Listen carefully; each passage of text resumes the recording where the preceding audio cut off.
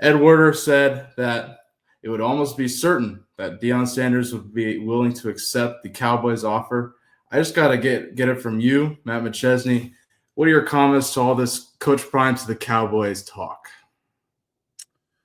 Well, considering I sat down with him for 90 minutes on Tuesday face-to-face in Boulder, and all we did was talk about the future and recruiting and development and scheme and like relationships and the way that they do things and, promotion.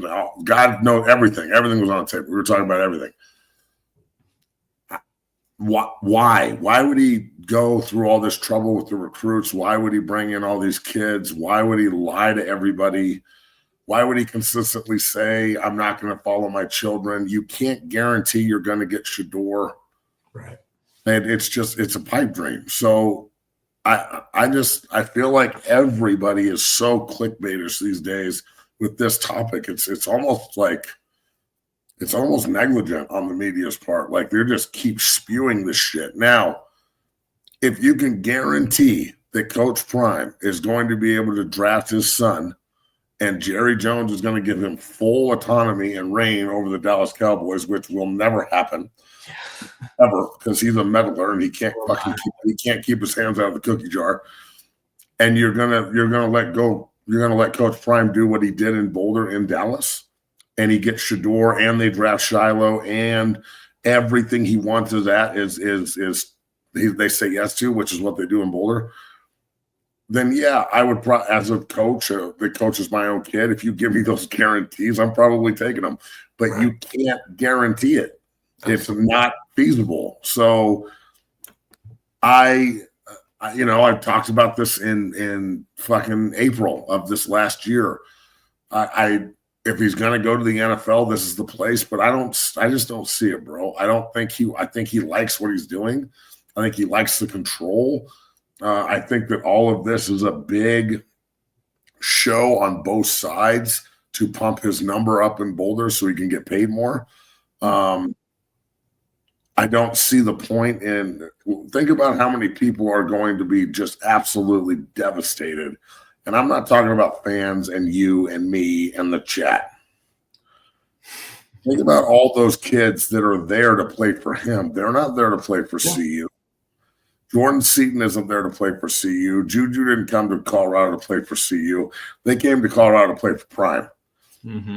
And he's going to take all of his coaching staff too? No. That's no. So he's gonna leave after what I heard from this man first face to face on Tuesday. The relationship part of his business is huge and very important to him. Right. And if you don't have a relationship with him and you haven't put in work and he doesn't trust you, nothing's going to happen. So what, you just expect him to just drop everything he's built here to go to Dallas and deal with Jerry Jones? Nah, man. This is him. This is him playing the media like a fiddle. I don't know how many times I've told everybody, but he is the king of playing the media like a fucking fiddle.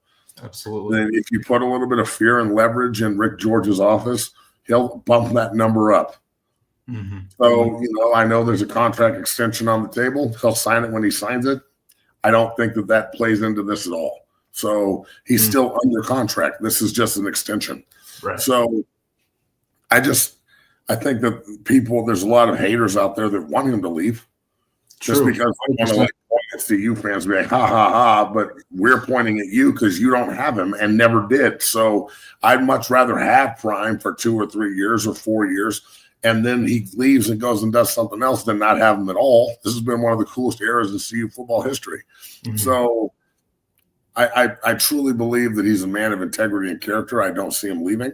Especially after the conversation we had on Tuesday. I just don't. Why have that conversation with me? Knowing I'm going to come on the pod. We talked about the media and the podcast and Bucky and all the shit we do. Why, knowing I'm going to come on here and talk about it, why do that and then leave? It's not like 30 minutes to meet with me. Yeah. It was right before he got on a plane to go home and go fishing and pray on some stuff is what he said. But I'm sure that he's got this in the back of his head. How cool would it be to go coach my kids at the Cowboys and yada yada? And it sounds great. It sounds awesome. But let's just use an example. Tom Brady got with Giselle. That sounded awesome. That shit did not work. Sometimes the baddest bitch on the corner is the one with the most problems. You know, and the one that you're comfortable with, it may not be a 10, but she's an 8, but she treats you like a 12. Mm-hmm. That's the fit. So let's not try on OJ gloves here. Like if it don't fit, it don't fit. So I don't see how this works out. If he look, and this is the other kicker that no one's talked about, which is just crazy. The Giants are extremely interested in Shedeur Sanders. They don't give a Tiffany fuck if Deion goes to Dallas to coach them or not. Dallas is sitting at where, like 13? Yeah, I think 12. 12 or 13. So they're 12. So you got to give up. You got to get Dak to waive his no trade clause. No trade clause. I can't believe that guy has one. But Dak, you got to probably trade Michael Parsons and a first rounder and some more shit just to get the first pick. That's and you just paid Dak last year. You just paid Dak, yeah. Why would he give up his no trade clause unless he wants to get the fuck out of Dallas, which he might. But do you want to give up Michael Parsons too? So you're going to give up everything that makes the Cowboys' job attractive just to get your son. That's number one. Number two, what if the Giants move up and make a trade and Tennessee takes Cam Ward and then the number 2 pick, the Giants trade up and take Shedeur and you're the head coach of the Cowboys? You're going to coach against your kid twice a year in a massive rivalry with the Giants. Man. School him up and hit him and like try and fucking beat. That's really what the Sanders family wants? No. Point, man. No, that's the dumbest shit I've ever heard. So for as long as we've heard the Giants are interested, and they are, and they love him, you really think Prime is going to put himself in position to go play his son twice a year? No, and you can't guarantee that they'll draft his son at all. No, that's a great point you raised, Matt. Absolutely not. Not a shot in hell if that happens. So that alone in the back of my head thinks that this entire thing is just a big media fiddle. And it is. Bro, everyone, take a deep breath. This is a good thing. The fact that everyone covets our head coach is a good thing. He's not going to be the head coach in Boulder for the rest of his life. We got Bill McCartney for 13 years. We got Tricky Ricky for 5. We got Barnett for, I don't know, 8. Mm-hmm. After that, you know, it's Embry and the EB experiment, which didn't work, and you know, McIntyre and Carl Terrell and Mel Tucker, and it's, you know, you're trying to get something to stick. And this is other than Mac's year in 2016, which was incredible with a bunch of NFL guys on that football team, it's been bad. And he's come in and changed things. And because he has, and because the way he does things works, people are now drawn to it. Well, of course they're going to try and get him to come work for them. Like that's the way you break every college and every pro team that is involved.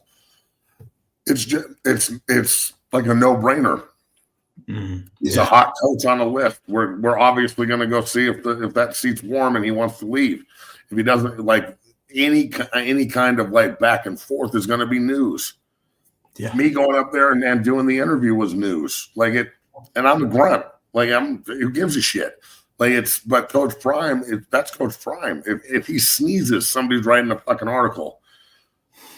So I don't think it's a reality in any way, shape, or form, unless Dallas secures the number 1 pick before they hire Prime. So essentially, they would have to, like, if this is going to happen by Ed Ward or Stance in the next 2 or 3 days or whatever the fuck, and that means in the next 72 hours, the Cowboys have to move Dak, move Micah, move their first rounder, get Tennessee to buy into this shit, assuming Tennessee even wants Shedeur. Right. And even wants Dak. They might love Cam Ward for all we don't fucking know. They might love Travis Hunter and want to keep Mayo Levis. I don't know. No one knows shit. Okay. So like you're gonna do all that and he said sons, plural. Mm-hmm. So I talked to him about like how inspirational it is as a father who coaches his son. And now my kid's getting recruited. We got coaches coming in tomorrow morning to watch him at 5 a.m. Like it's everything's happening in front of us. Mm. I was talking to him about how inspirational it is, as a leader, and you don't follow your kids. And he just sat there, yep. And that's exactly what it is. He's not in the business of like used car selling. He's not Bobby Petrino. He's not just looking to jump job to job to stack chips. He makes more money in endorsements and like the stuff he does off the field than he does on the field. The contract's important, but to act like Coach Prime hasn't been a millionaire since he was 21 years old is the dumbest bullshit I've ever heard. Money doesn't set the table for him. Opportunity and character and community and building something on his own does. I mean, he looked right at me and said, look, I'm a black head coach, and black head coaches only get one chance to do it. And if we screw it up, we never get another chance. So I'm trying to do this right in Boulder. I'm trying to do it at a high character level. What is high character about lying to everybody and then leaving for the Cowboys and leaving all these kids out to, like, how many people are going to be like, it's a bad look if he does that, even though it's good for him. Deion Sanders, Coach Prime, is not in the business of doing what's good for him. He's in the business of doing what's good for the whole, the community. He's trying to put people on, his kids, his players, his coaches, me, his son, Bucky, everybody. If you show him you're loyal, if you show him that you'll work, if you show him that you're a high character dude, that you can teach, that you can build relationships, that you can go out there and you have the knowledge base as a coach or as a player to do this, he'll bend over backwards for you, especially if you're part of the family. So what I'm saying is, folks, allow him to play the media like a fiddle. He's sitting back loving this because, look, as an alpha, you want to see your name in the media. When everybody's talking about the O-line coach, I don't sit there and not look. Right. Yeah. I'm looking at all of it like, damn, there's a lot of motherfuckers that think I should be the coach up there. You sit there and you think, you're like, maybe I should be. And the next thing I know, I'm in an interview with Coach Prime on Tuesday talking about this shit. So I guess full circle, why in the Tiffany fuck would he meet with me on Tuesday before he goes back to Dallas to take the Dallas Cowboy job in the middle of the day when he's busy? Why? If I was going to leave and take a job somewhere else and someone was like, hey, I need to sit down and talk to you about the offensive line job or the D-line job, or, we talked about the ability to like make a job title because I can do so many different things. Like all that 90 minutes of sit down with me and Coach Calhoun and Coach Hagman and all the conversation we just had. Why? So, folks, this is a good thing. You want your coach to be coveted. It's like, it's if you're with a baddie and you walk through a sporting event and everyone's not looking at her, maybe she's not as bad as you think she is. Yeah, no doubt. And 2 points that, I'd like to counter the people who say, oh, he's gone. He's going to the Cowboys. It's certain. 2 things. One, you highlighted it. What is it? It kills the relationship with the kids he just brought in, whether that's Salter, Jordan Seaton, who's already there, and all the kids that are, graduating and gone. I think everyone would look at him and be like, man, that's kind of disingenuous. I think it would really put him in a bad light. He's already got a huge target on his back. Obviously, we've seen the entire 2 years of him at Colorado. Anything that happens is in the media. And the other thing, him having full autonomy, you really think out of all the jobs in the entire NFL that Jerry Jones and the Cowboys is the job that will give him the most autonomy?